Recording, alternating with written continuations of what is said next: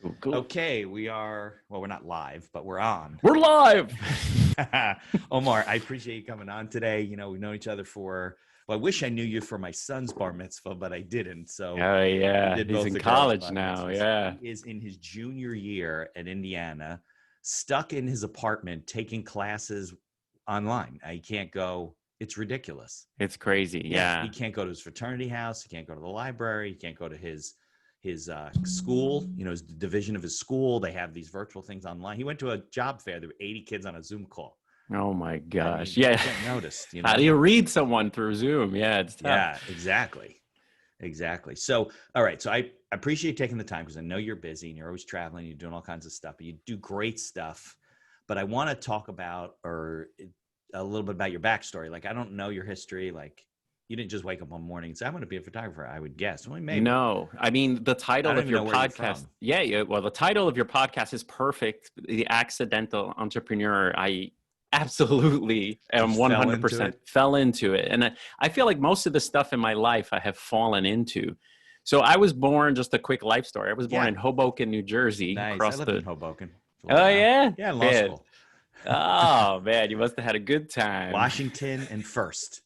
Oh, awesome. They've since tore down the building and rebuilt the whole thing. I lived in it when it was a dump. But most of Hoboken, those of you that don't know, Hoboken was like just very blue collar, kind of like old Brooklyn, kids riding bikes on the streets. And it just through the 70s, 80s got transformed into this mecca. Gentrified, and they pushed people like west, in totally this town.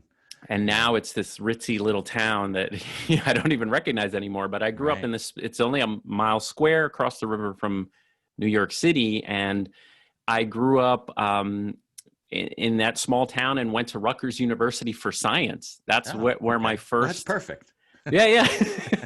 Totally matches with what I do now. Right. And that's in New Brunswick. So you went in. Yeah. Rutgers University for science. And I studied, and again, accidental. I went in trying to study animal science. Okay. And completely. Like be a vet or something?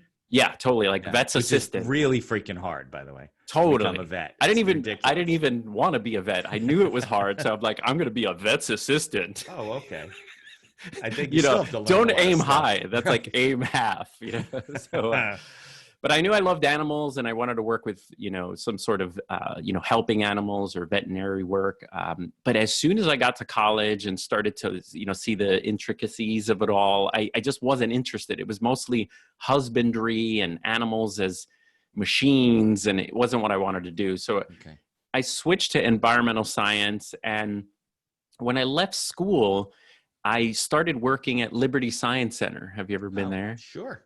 The big dome, right? The big IMAX the dome. Yeah. So this is the new accidental. I left the world of, And you got your degree in environmental science? Yeah, totally. Okay. And I got my degree and I went into museums. That was my next career, I was going to hop from interactive museum to interactive museum. Does that follow your degree? Like sort of, in that there was science, Liberty Science Center. And so I enjoyed it. I enjoyed the whole visual, because the museums were shifting then in the 90s from, staring at things at a wall and reading to kids got to do. Yeah. And there's a lot of interactive stuff there. Oh, absolutely. And I'm so, adult ADD. You've seen me work.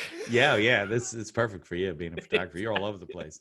Exactly. Fits your personality. Yeah. So would you run the exhibits for the kids and stuff? Exactly. So yeah. So I was on the animal floor. I actually became what was known as the roach guy.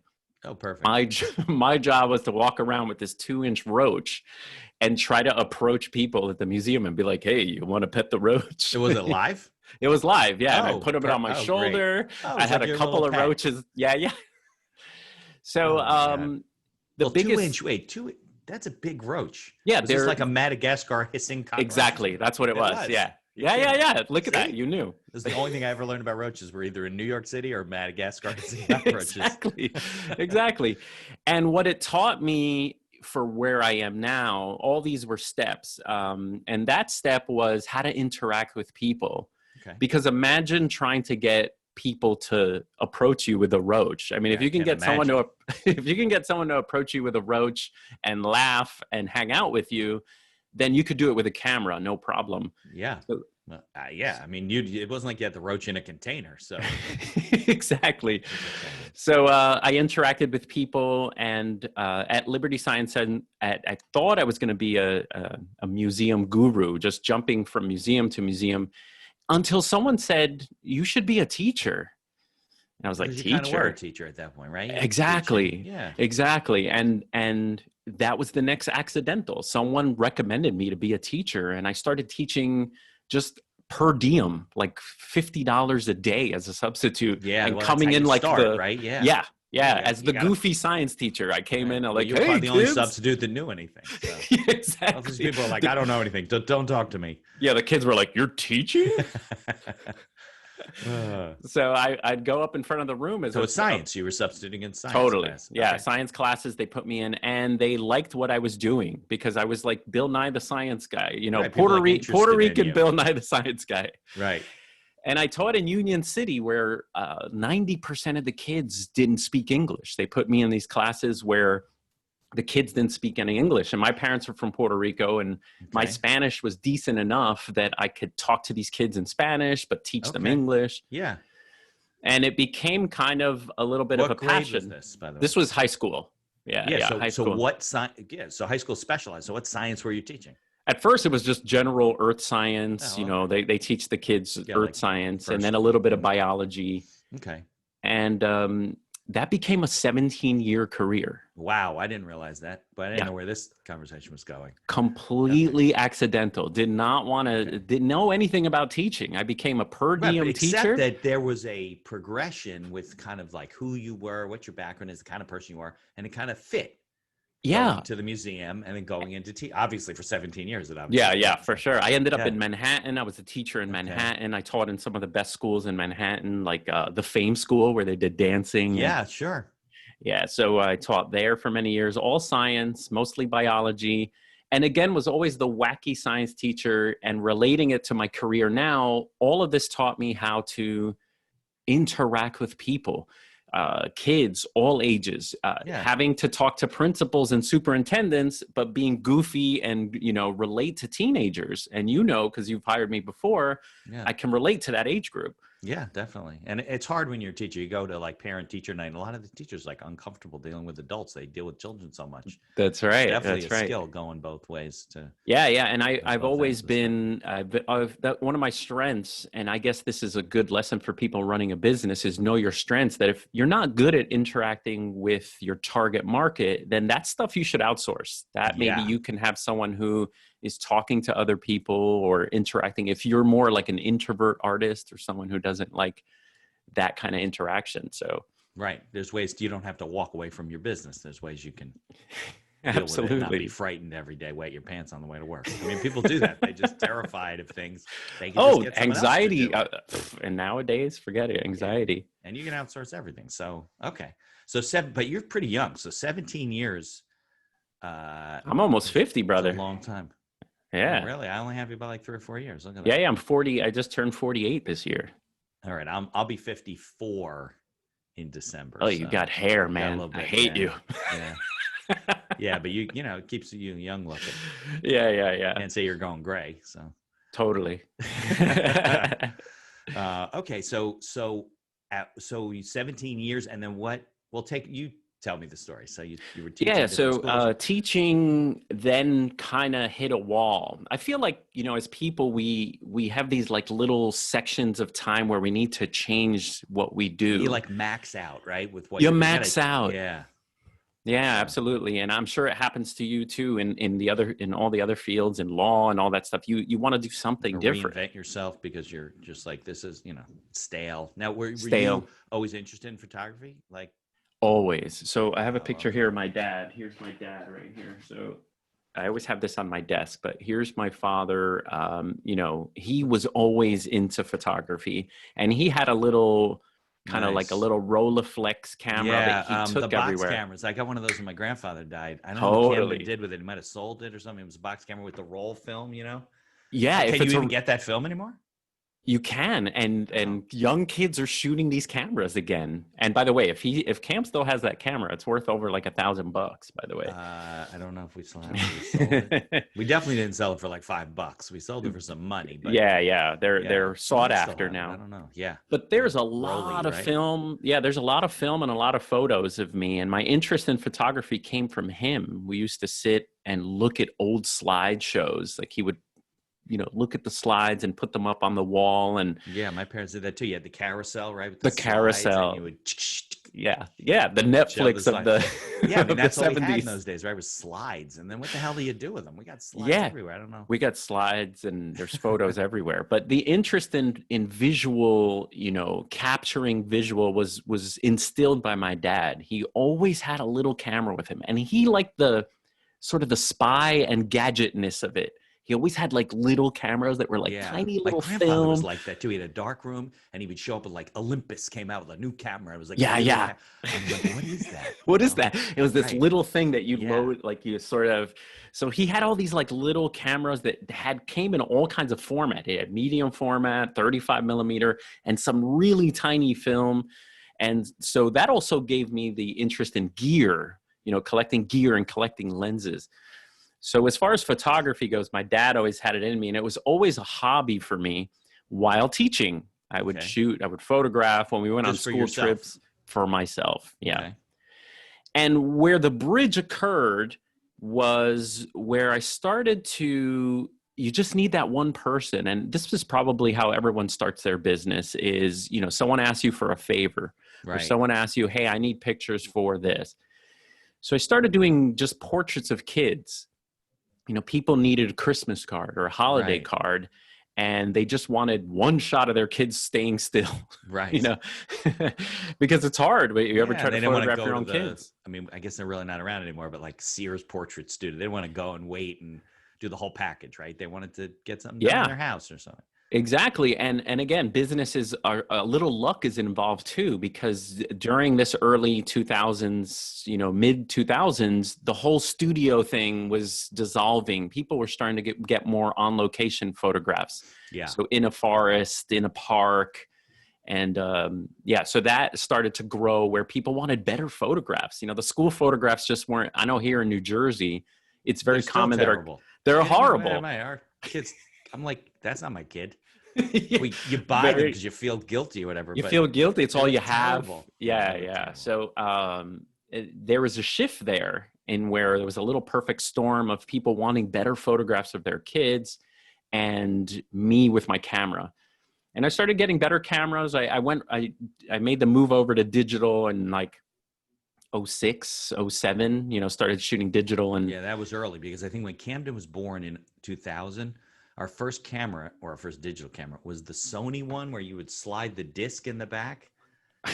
My God. You took like 10 pictures disc. And then it would pop out. And then we had all these discs. We didn't know what the hell to do with it. Thousands of discs. Oh, God, finally, I remember that. Somewhere, and they converted them to, and you would just pop through these discs. They had no memory.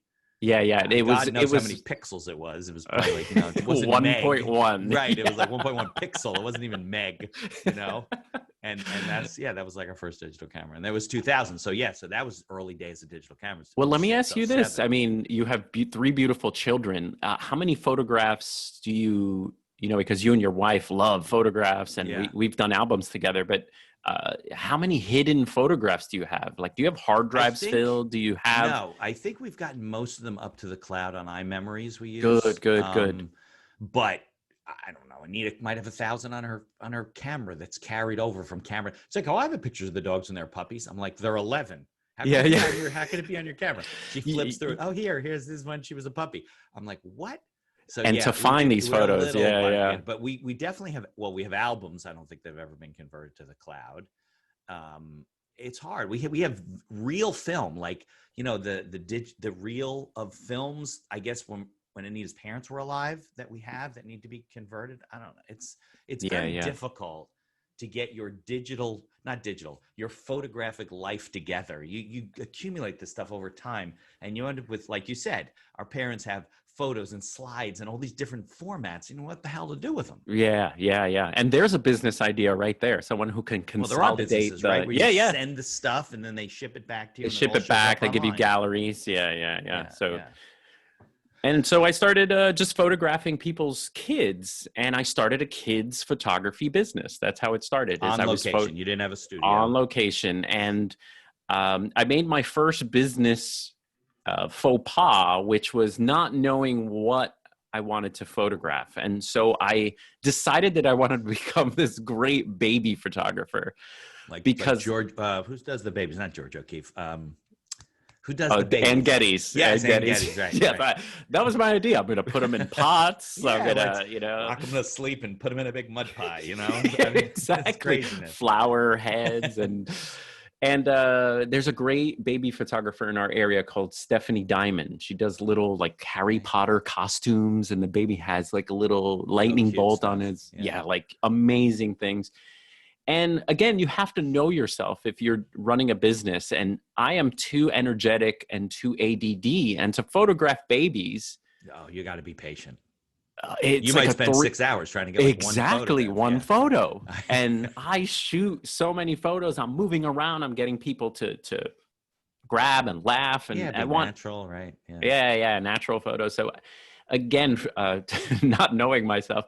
And that didn't last very long. I had a assistant that would meticulously, design the baby out, and I'd be like, "Come on!" Right, you'd be sitting there for 3 hours while she's getting the baby ready, right? And you're like, "Can we take a photograph?" Yeah, come on, let's go. So that didn't so last funny. very long. Yeah, and I realized that my age group was a little bit of older kids. Anyone that was 4 and over, we can go out to an urban location and we can photograph the kids interacting, and that was a lot more fun.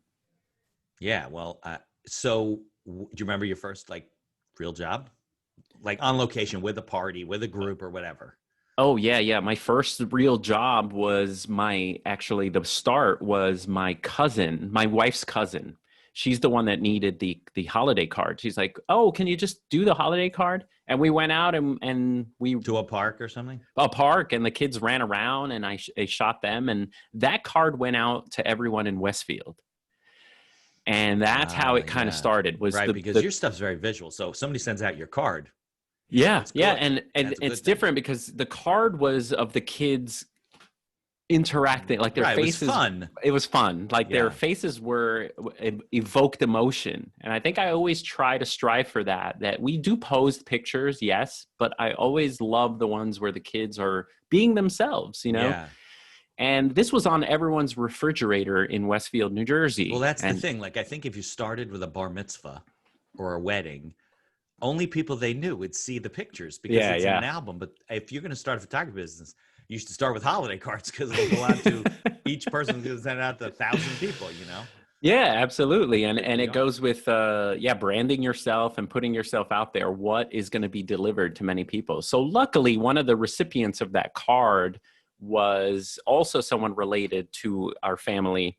And they had an upcoming bar mitzvah that was just a luncheon. It wasn't even like a big party. Right. And I think I charged them like $300 maybe. Just to give you the pleasure of doing it, right? I was so nervous. Yeah, I was like, what do I do? You didn't know how it was going to go, right? You had no idea. Yeah, I had shot already maybe like a little party for another family that was, again, in a restaurant, like 12 people. So I charged them maybe $300, and it was like a Temple Emmanuel. I didn't know anything about Flash. Right.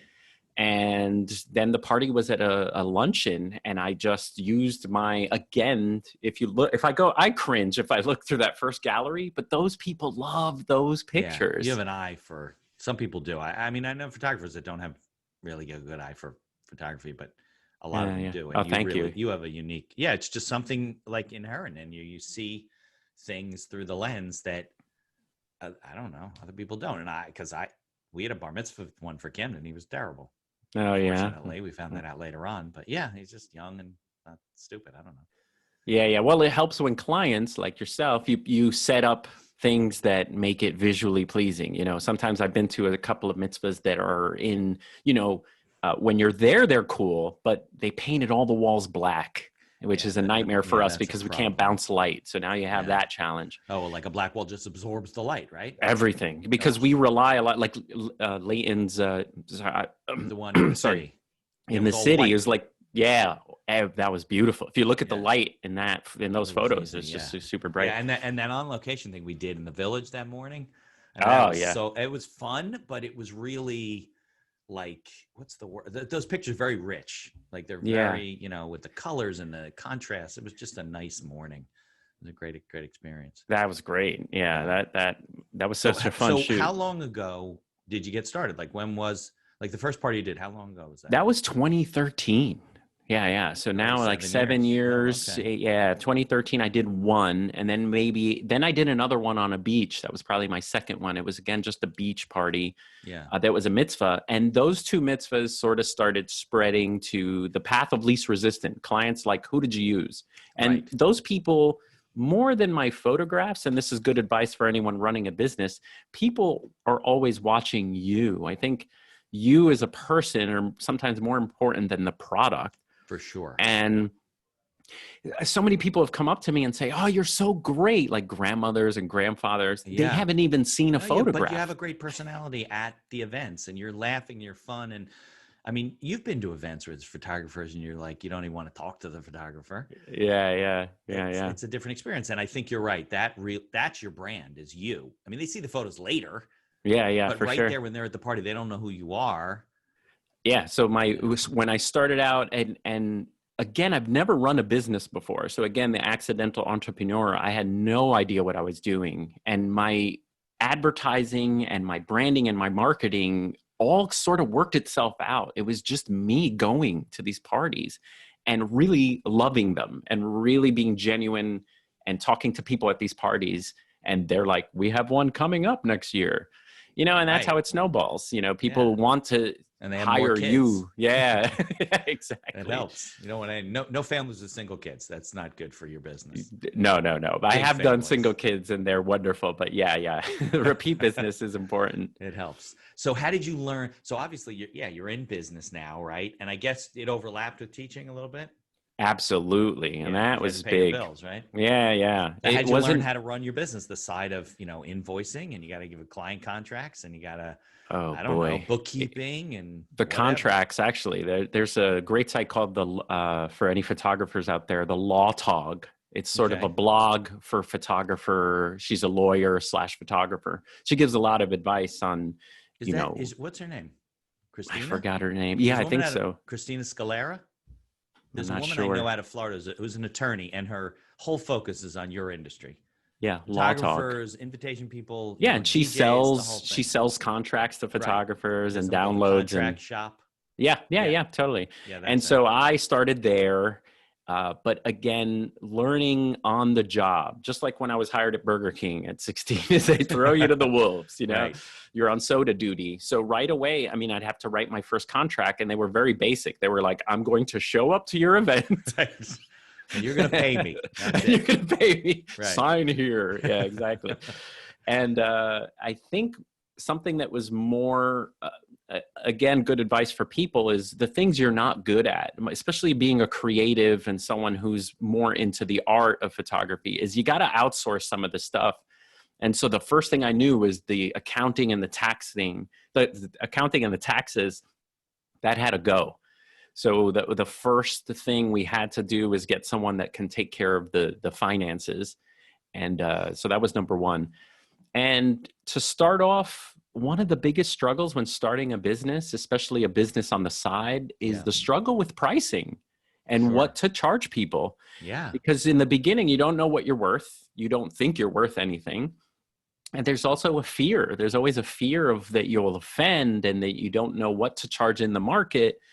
And you end up undercharging. I think a lot of people probably do that. Same in law. Yeah. People, and you don't want to give up the business, but you don't realize you're kind of creating a path towards mediocrity if you're not careful. Yeah. And you can end up getting referred to everybody that thinks that you're going to charge them $300 to, you know. Exactly. Yeah. And it ends up being this vicious cycle of cheap guy, you know, and there's all kinds of advice that you should really price yourself crazy high because you want to be in a certain market. And my reluctance to do that at first was I felt like I wasn't good enough. And I think it's important for people to really know what they're worth, you know, in any business is you really should know what your product is and don't just throw a number out there because you want to be hired for that much. Right. You know, so at first I knew that my mitzvahs were going to be 1,600, let's just say in our New Jersey area. You didn't have a name for yourself. Absolutely. And you know, because you've had mitzvahs, that's a bargain in our area, Big New York, time. New Jersey. Yeah. So people at first were getting me very cheap. And then the second challenge is how do you raise your prices? You know, you got to kind of creep it up carefully. I mean, I think you kind of need, especially in a service-based business, right? You kind of need a strategy early on. You don't have to have the price up there to start, but you got to have a strategy in place where you will slowly move up the price so you get to the point where you're comfortable. And it's a perception of value, isn't it? I mean, look, if after all these years you were still charging $1,500-$1,600 for a bar mitzvah, I'd be like, well, what's the matter with Omar? You know, like it wouldn't make any sense to me. Like, why would you? And I wouldn't have, because I know you, I would still have a perception of your high value, but I would be like, well, why are you charging only $1,500? That's ridiculous, you know? And it happens to us even as consumers. I'm sure we've gotten a plumber or someone's like, wow, that guy was so good. He was only 150, did this whole job for $300 or something. Right. And, you know, so it happens to every business, I'm sure. They're just getting by when they, you know, they don't realize that their work is so much better. Yeah. And you don't want people referring you because you're cheap. That's not a good thing. That's not a good thing. Right. So that was a struggle at first. Starting the business was doing everything myself, for one.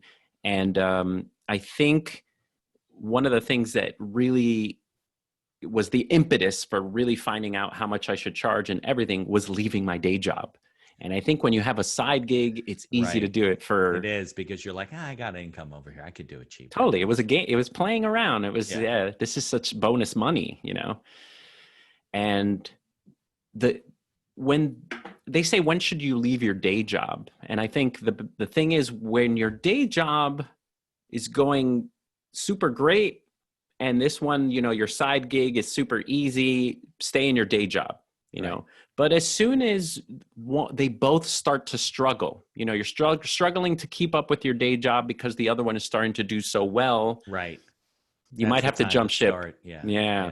And I did. Plus, if you're happier doing your side gig or whatever, your other business, then you are going to school and teaching the kids, then it's time to start thinking of an exit strategy. Absolutely. And so the exit, it was kind of like a Band-Aid. I decided, you know, talked to my wife and I said, listen, I can make this work, you know, and leaving the day job, the first thing everyone says when you're a teacher and you leave the day job is, what about your pension? What about your health benefits, you know? And that's true. That's probably the best thing you get when you teach. Totally. Yeah, totally. And the best advice I got, because I watch a lot of, since I had to learn about running a business, a lot of stuff was online courses and a lot of YouTube and a site called Creative Live, which sort of teaches you, it's just online courses about the business of photography, was to work backwards. How much do you want to make? Right.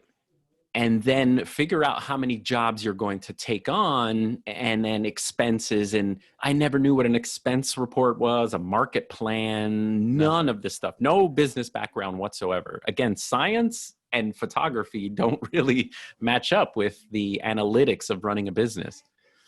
So Right. Yeah. Well, I mean, you kind of learn trial by fire, but that's good advice, because then you can price yourself appropriately. I mean, you could also compare it to the marketplace, what other people are charging, but at least you could price yourself with the idea that you got to pay your bills. Absolutely. Expenses for running your business. Yeah. And you know, insurance, you need this, you need that. And then you'll come up with enough and then say, okay, oh, wait a second. I need 2,700 jobs next year to pay my bills. That's not good. Right. Exactly. And, you know, what's great is that at least I knew that I had to make as much as I did teaching in New York City. So I had something to go by. Because if we were doing fine. Were you living in New York at that point? No, we live in New Jersey, and we're here in Nutley, New Jersey. So and we lived in Livingston for a while and Kenilworth. So But you've so been we, all around. yeah, we've moved from house to house. But for the most part, I knew that if I made as much as a New York City teacher, then we were good. And it Right. turned out just within a year or two, I was making twice as much as a New York City teacher. That was a good move. Yeah, exactly. It was a good move. And just knowing how to price yourself based on, what was happening is you realize that everyone is saying yes. And if everyone says yes, there are only so many Saturdays for bar mitzvahs and bat mitzvahs. So Right. you have 50 bar mitzvahs in a year, you really can't. You No, cannot do you it. got to breathe. You got to take time off. You got to, yeah. Exactly. So one of the hardest things was jumping to the next price point because my original clients with kids and siblings had, hired me for a certain price point. Yeah. And I think as a business owner, you have to figure out how you're going to do it. Is it, how much percent per year? Educate Right. your clients that are return clients that, Yeah, that you want to give them value and you don't want to charge them the same, but you got to charge them more. I mean, your costs have gone up and your value's there. And but then again, the cost of having them versus finding a totally new person is clearly lower. So Absolutely. Yeah. So I was doing sibling discounts and I was doing, things to help out other, people like you that hired me again. And yeah, it was great. So do you, when it comes to running the business, well, obviously I see you take the photographs, but do you outsource like darkroom work and things like that? Are you doing a lot of that yourself That's or? a great question. So I think it happens with any business, but you grow to a certain point where you can grow even more. So one of the decisions I needed to make was I could have taken on second photographers called associate photographers. And these people, if I'm booked on a Saturday, they work for me at another mitzvah. And I've got maybe 2 or 3 other photographers that are out there and the business grows and grows and we become this empire. Right. And there was a certain decision that I had to make. How much was I going to grow? And at my age now, and you probably can attest to this a little bit, is if I was 20 years younger, I would have grown and just keep growing. Bringing people on and. Create that, sort of wealth and the nest egg for my kids and for things like Right. that. But being later in life, things change. And I think that work-life balance and also doing things that will make you happy in life became more important. Right. And just when the business could have grown and gone in that direction, I realized I sort of wanted to rein it in and kind of keep it small enough where, it's just me. Right. And I do outsource some of the editing just for more time to do YouTube. And I do have a second shooter that comes and helps, but I do mostly everything. I'm a one-man show. Right. Well, so who are you doing your developing too? Yeah. Right now I have 3 jobs I'm doing, but if the job is big, like a full temple and mitzvah and reception, I'll pretty much edit the first 100 for the client. And then I'll outsource the other to an editor. She's in New York and she does the rest based on my edits and sends it back. And then, I mean, your albums are beautiful. So you send those out where they're bound and the whole thing with the service chosen? Those I design myself and work with the client back and forth. I have this thing that I'm sure great business owners are good at, which is they trust others and they outsource. And I kind of am so nitpicky that I should have an album designer. I should have someone who's like a studio manager and, Maybe. But those are all costs. Right. Absolutely. And how much can you pass that on to your clients? It becomes difficult. Exactly. So instead of raising prices, I actually kept prices the same these last few years because I have done a lot of stuff. I keep prices the same and I've left a lot of the things to myself. And it's been working great, as far as work-life balance, and it gives us more time to be with the kids, to travel. Yeah. So. I mean, that's especially at our age, that's kind of what's the most important part. You want to pay your bills, you want to put some money away and eventually make your life a little bit easier, but you're not in that, like, you're right. Like in your 20s, early 30s, you're my God, hunger. Rich. Yeah. I'm not saying hunger. You shouldn't be rich. I'm just saying that the quality of time you get look, my kids, my little one that you did her bat mitzvah, she just started her freshman year in high school. So 4 years from now, nobody's going to be home.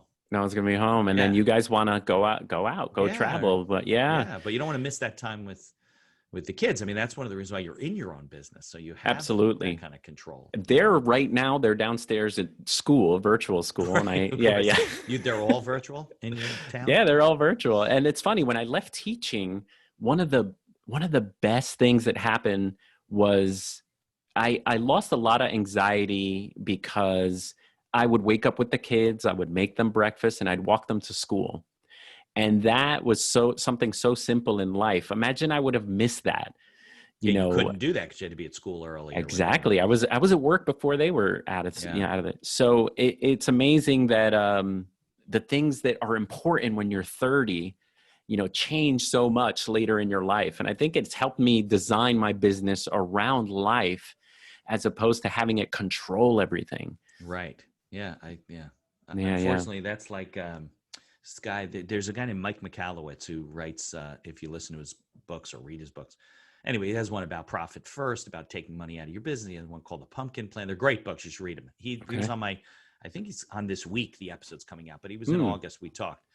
Anyway, he talks about entrepreneurial poverty, that people, they go into business themselves and they don't design the business to support their lifestyle. Instead, they're just slaves to the business. They're working to the bone.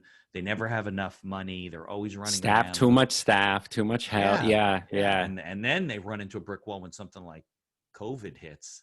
Absolutely. Yeah. And it's funny you say that. And the way my business was designed is COVID really just hurt my second shooter. And I kind of gave him some, little jobs to do. And my editor, I just had 2 freelancers that were hurt.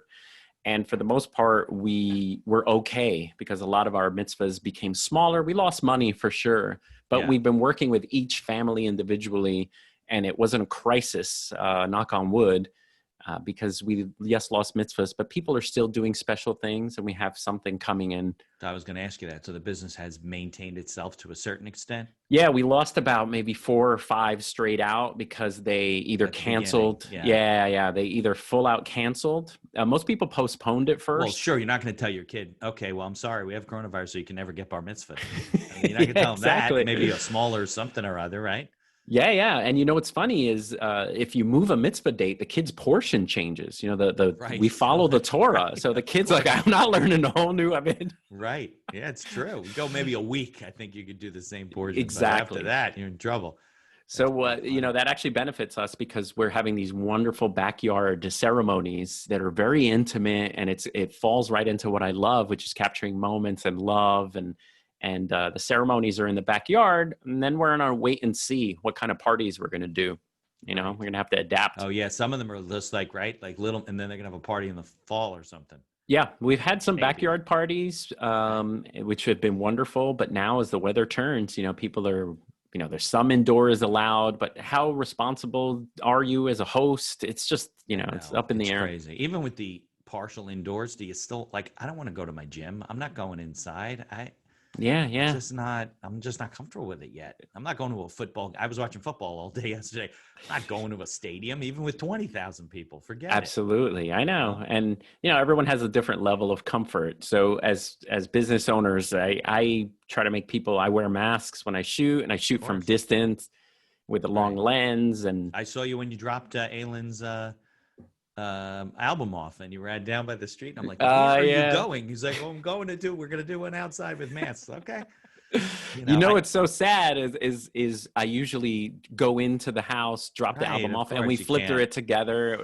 It's one of my perks is, again, look, not outsourcing things. I could totally ship the album to your house. You want to see their response, right? And I want to be with the clients one last time, and that's part of. I learned that, by the way, I learned that at Liberty Science Center. One of the biggest lessons I learned at Liberty Science Center was the gentleman who ran the customer service training learned it from Disney. He took Disney's training, and he said it was incredible. It was like life-changing. That the client's experience is more important than anything. Oh yeah. And look, you've been to Disney. It's always pristine. Everything's clean. People are always friendly. Yeah, you got to live the Disney. I didn't want to go to Disney. My kids wanted to go to Disney. My wife, I was like, I don't want to go to. I don't want to. I get there. I'm like, la la la la la. This is the best thing in the whole world. Yes, I love scuba that giant diving. mouse. Yeah, exactly. Yeah. No, but business. NBA programs have studied Disney and how they run and operate. I mean, now they're the multi-billion-dollar empire, part of Cap Cities and all that stuff. Yeah, but back in the day, yeah. ABC, yeah, And it's crazy. that got transferred to Liberty Science Center. Their customer service is always off the charts. And we were taught early on that you're there for the customer and the client. And that transferred to my teaching. Of course, I'm there for the students, but also my business is to always be. And I think as a photographer, this translates to any business, but that you can never phone it in, because I think as humans, we read each other. Right. And you really can't just go through the motions on an event day. This is a very special day for clients. It's a wedding. Stressed about things. They're stressed. Exactly. There's decor, there's party planners. And every morning on a mitzvah day that I wake up, I pretend, again, the Disney experience, it's my day too. Like I'm getting ready and we're going. Right. And when I I'm at you putting on the Disney music in the morning, getting all ready. A whole new world. Exactly. Hi-ho. And hi-ho. There we go. And then your kids follow you around the house. I'm sure that's what happens. Yeah. So you kind of have to turn it on. And I'm sure if someone's running a restaurant or, those restaurant owners that go table to table and say, everything okay? And right. And but when I go to the temple, it's my day too. And I could see it in the parents and I could see it in the kids. And I feed off it, and it really is my day too. And that's why I go home completely exhausted by the end of the night, crashing. Well, you're a high energy guy, so I'm not surprised. Yeah. So are you still doing, most of your work is events, right? Bar mitzvahs, maybe communions, weddings, things like that, right? And again, trying to adapt a little bit with the times. I've taken on one corporate shoot for a LinkedIn, which is not something I do normally. And I just did a website design portrait shoot for a dietitian. Okay. So I took on two things that were not in the comfort zone and had a blast. Yeah. I'm sure you'll bring a unique, but it's a different feel, right? It's a different vibe, it's a totally different marketplace. Yeah, and we as men too, we don't want to be photographed. We want to be out of there as fast as possible. And so now you're dealing with something different, which is like, what do I do? What do I do? Don't put your chin down, something like that. Exactly. Yeah, it's true. So now I'm interacting with CEOs and I'm interacting with, so it's a different ball game, and it's good to diversify a bit because, again, like we mentioned earlier, you do live in stages, and I'm sure in a couple of years, I'm going to wind down our mitzvah. Well, you want to work every weekend? I mean, corporate work and business work gets you in the business markets, which is during the week, daytime. Daytime, exactly. So, Omar, can you come to our office on Saturday and shoot? No.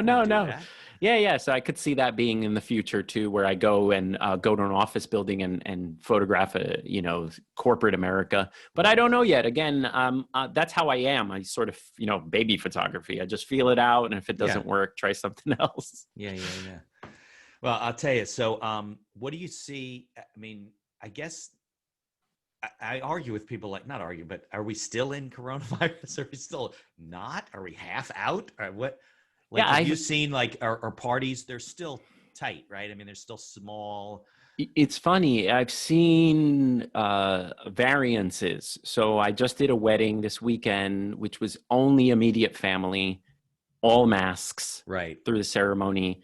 And it was so personal that each chair was personalized with a name of the family member. So it was about 20 people. Sharing chairs or anything like that. No. Yeah. And very masked. And did they take them off for the photographs? Yeah. So for photos, and by the way, what I've been doing for some clients is grandparents will have masks on with the kids. Then we throw the kids out. Grandparents take the mask off. I'll shoot a second frame and then Photoshop the mask off. Wow. Yeah. So, and there was one family I did earlier on where all three we separated, and I held the camera still, and now they're all together photoshopped.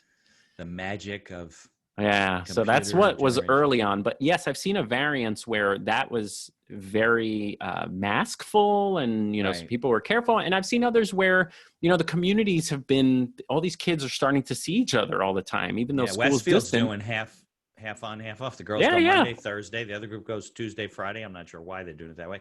Wednesday, they're home. So I'm sure the kids hang out after school, and the kids are together. A little bit. Yeah, they go to lunch together. Yeah. My son is with his friends in the park. He's got a little group that we've allowed him to be with, So I think it's what you said. It's like half-ish for some, but I think it's 80% for others, just like reality. But as far as for me, it's always 100. So I will always stay away from everyone. And I've done events where, you're interacting with everybody. They're all new every weekend. So that must be exactly difficult. And you're not in the photos. So I guess you could wear a mask, right? So yeah, I wear a mask the whole time, and I try to stay as far as possible from everyone. And you know what, I never thought of this, but the difficult thing is I get most of my reactions from people from my face. Right. Yeah. And you don't think about that. You see people. You ever see people and just like, and unless your eyes really work, you don't really see that anymore. As a human connection, they say the camera looks both ways. The camera looks both ways. And the pictures of people like, it's because they're interacting with me. And when I have a mask on, they don't see my face. It's been harder. So I've been using a longer lens, and I pull the mask down, and I'm like, "Hey, kids!" Yeah, right, exactly. Well, I think 80% of your expressions come from your mouth. Yeah, all these muscles. Yeah, it's not really your eyes. So it's funny when you pass somebody like in an office building, whatever. You got to kind of say, "Hey, how you doing?" I used to just like smile. Now if you smile, they think you're not doing anything. Yeah, so, you gotta squint a little bit. With your eyes. It's you don't even think about that stuff. Yeah. So how's it affected you as far as business? Well, at the beginning, business just tanked. I mean, because I deal with small business owners, so they were worried whether they're even going to be in business. So for 3 or 4 months, nothing happened. Wow. It's probably come back half, maybe. Wow. I'm definitely not up to paying our bills. I mean, and now all the government support and everything that's coming to an end, but nobody's back at work 100%. So, I mean, I'm busy. I try and do the podcasting and the, like work and things like that on Mondays and Fridays. So I can get out kind of early Fridays, and Tuesday, Wednesday, Thursday, I do networking. I probably spend 80% of my time doing networking and business development. I squeeze in the work because I got to keep stuff coming in the door. But I mean, every day is a new adventure, we'll see what absolutely happens. But, business owners are starting to get back. I think they're at the point now where they're like, you know what, we really need to take care of this. I think we're actually going to be in business. So but I also have probably 4 or 5 situations where like you had a partner, let's say, right, in the photography business, and he came in last week and said, you know what, I'm just not comfortable with this whole Corona thing. I'm walking away. And you're like, what? And they have nothing in writing. And he's like, next Tuesday is my last day. You're like, wow. So buy me out. And he's like, buy you out? Like, what am I? Yeah. And my I'm gosh. in the process of analyzing those, and they have their own valuation people, and we got our own valuation people, and without making it too expensive because it's just a little business anyway. Yeah, that's tough. The person leaving thinks it's worth $500,000. The person saying thinks it's worth $50,000.